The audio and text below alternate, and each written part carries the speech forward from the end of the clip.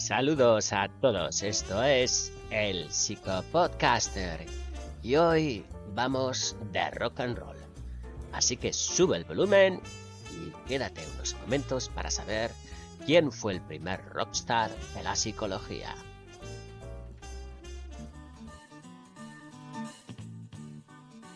Bueno, pues hoy vamos con rockstars de la psicología. ¡Wow! ¿Y hoy con quién empezamos? Pues ¿con quién íbamos a empezar? Con Wilhelm Wundt. ¿Y quién es?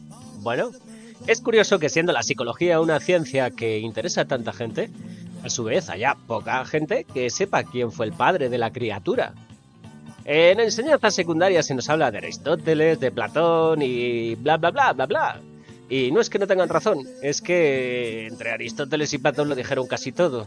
Si alguna vez te preguntan quién dijo algo y no sabes quién, pues di uno de los dos porque casi seguro aciertas. Pero bueno, yendo al lío, en el primer tercio del siglo XIX y en el sur de Alemania nos nace en la familia Wundt un chiquitín al que le ponen de nombre Wilhelm.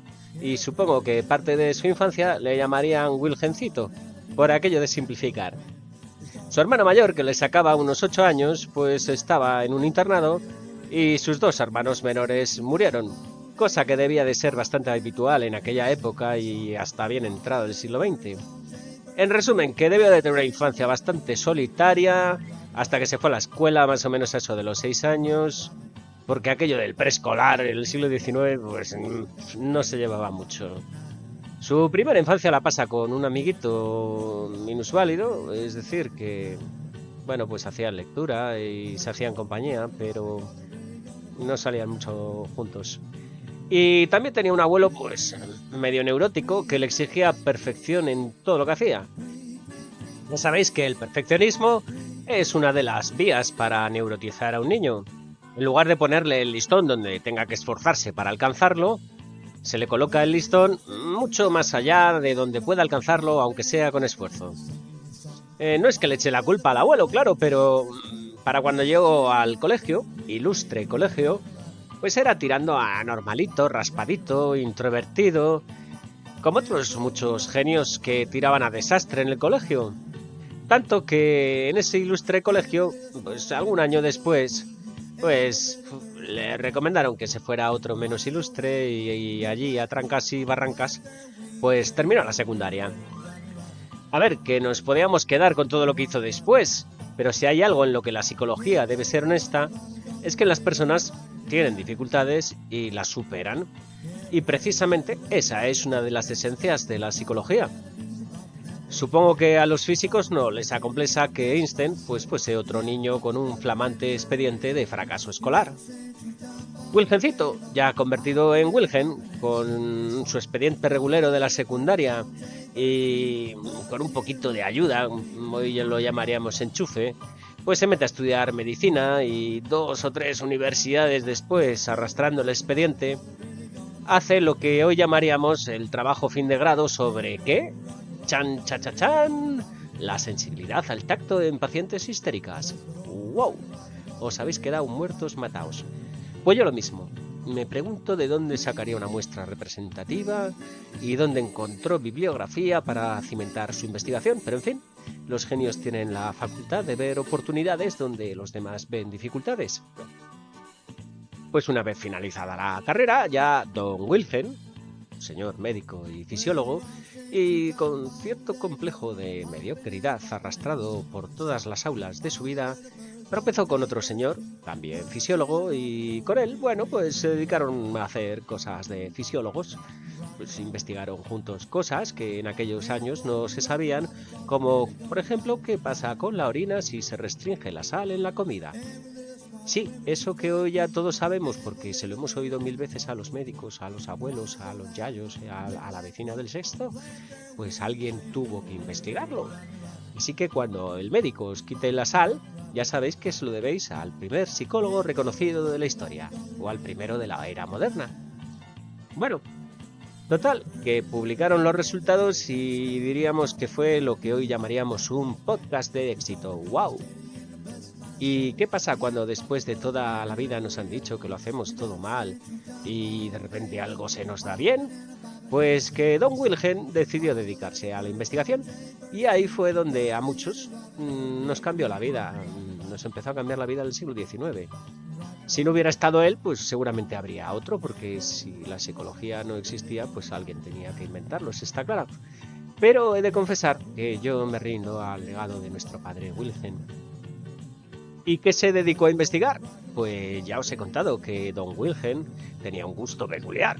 Seguro que era de esos niños que hablaban poco, pensaban mucho, que se quedaban mirando al infinito y cuando abrían la boca era para preguntar cosas tan sencillas como, por ejemplo, ¿por qué los peces no se ahogan en el agua y en el aire sí?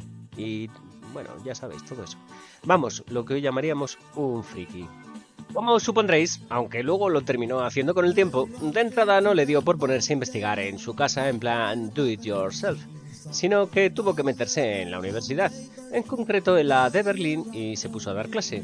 Y tal era su carisma como profesor que llegó a tener la asombrosa cantidad de 4 alumnos. ¡Wow! Eso en total. Así que, bueno, estuvo de profesor sustituto y, en fin, era buena persona, era majete. Se cogió cariño con otros profesores y fisiólogos y quizás con alguno de sus 4 alumnos. Pero a él lo que le tiraba, como a todos los grandes introvertidos de la historia, era darse a la soledad y allí, en ese rincón del alma, entre sus elucubraciones, soledades, decepciones, se dedicó a pensar.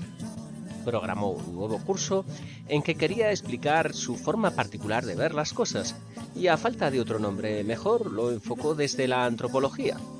Hoy mucha gente conoce la antropología a través de las series de asesinatos y existe el cliché de que son esos señores que miden los huesos y mientras se toman un café después de haberse quitado unos guantes azules de vinilo dejando una nube de polvo de talco, pues si a sorbitos te van explicando como si te estuvieran informando de las paradas del metro, esos huesos pertenecen a un varón blanco entre 25 y 30 años que hacía deporte todos los martes desde hace 2 años. Pero la antropología en realidad es el estudio del ser humano, lo cual, entendéis, abarca mucho. Pero en resumen, lo que él programó como curso es lo que hoy llamaríamos psicología social. ¿Y en qué consistía desde el punto de vista de Don Wilhelm Wundt esa nueva vieja materia? Pues en la relación entre el individuo y la sociedad. Para mí no es ninguna casualidad que alguien marcado por el perfeccionismo, por el fracaso escolar y por la soledad se pregunte por el ser humano en su sociedad. Pero bueno, bien, al margen, a él eso de pensar se le daba muy requete bien y en aquel tiempo los médicos pues eran los científicos que tenían más formación humanista y aquello de filosofar entraba en su campo. Pero no olvidemos que además era fisiólogo y a ratitos libres pues se fue currando una teoría sobre la senso-percepción y, marcado por el éxito de sus investigaciones, empieza a aplicar el modelo experimental al estudio de la conducta. Y de pronto un día la gente que había creído que no era más que un niño medio tonto se dieron cuenta de que además había estado pensando toda su vida en la ética, en la estética, en la religión, en los mitos, en las cuestiones morales, en los procesos de pensamiento y otras muchas cosas que él mismo ya se dio cuenta de que no iban a ser abordables por la psicología experimental. Esto en aquel momento solo se dio cuenta él, pero hoy por hoy la psicología sigue así. Hay cosas que pueden estudiarse en laboratorio y hay otras en las que se aplican, metodologías que tienen que ver o que se parecen mucho a las ciencias sociales. Pero Wilhelm Wundt, además, también se dio cuenta de que algún día surgiría una tercera rama de la psicología que lo que iba a hacer era integrar las ciencias físicas y las sociales. Hoy a esto se le da muchos nombres, aunque todavía no tiene uno definido, pero hablamos de ingeniería social, ingeniería artificial, big data, e irá tomando otras formas hasta que, se consolide. Y esto, ya se le ocurrió a un señor entre clase y clase en el siglo XIX. La psicología es un gran tronco con muchas ramas y él creó, por un lado, el primer laboratorio de psicología experimental y por otro lado escribió y escribió hasta que se le cayeron las muñecas y no es que dejara varios libros, sino que dejó una obra enciclopédica repleta de reflexiones y las trazas de lo que hoy es la psicología y muchos aspectos de la sociología y muchos aspectos de la fisiología, un montón de cosas. Decir que, bueno, pues terminó dando clases en Zurich y en Leipzig y que recibió importantes menciones honoríficas a su obra. Eso sí, a la misma velocidad que llenaba las bibliotecas, vaciaba las aulas. Su obra y su legado ha repercutido en varias ciencias y hoy rendimos sincero homenaje no solo por sus virtudes, sino también por sus defectos. Estoy seguro que don Wilhelm Wundt, si no hubiese sido como era, no habría escrito lo que escribió. Y si uno de mis grandes amores es la psicología, pues esto es como tener un suegro rarete al que se le termina cogiendo cariño. Pues este rockstar de la psicología sería en cierto modo como Sixto Rodríguez, el hombre que fracasó y triunfó al mismo tiempo y sin darse cuenta de más.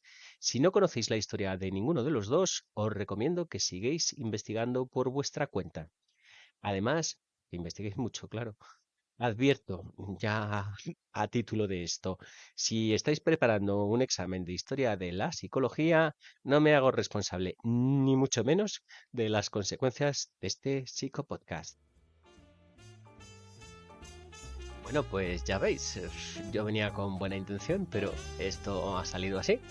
¿Qué le vamos a hacer? Esto ha sido el Psicopodcaster.